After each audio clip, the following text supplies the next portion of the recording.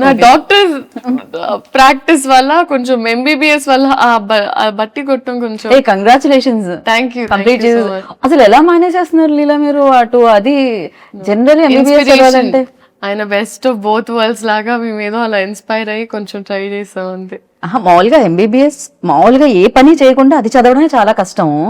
అలాంటిది ఇక్కడ ఇంత పని చేస్తూ అసలు టైం సరిపోకుండా వర్క్ చేస్తూ అది కంప్లీట్ చేయడం ఇట్ వాజ్ ఎక్స్ట్రీమ్లీ హెక్టిక్ అండి. ఇంకా నేను నా పిల్లలకి అలాంటి టాస్క్ పెట్టాలని నేనైతే అనుకోవట్లేదు.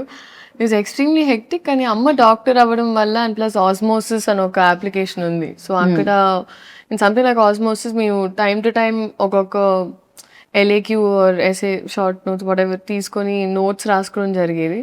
Right. But it was a task అండి, అమ్మో. బట్ ఆ విషయంలో I would like to thank my entire team.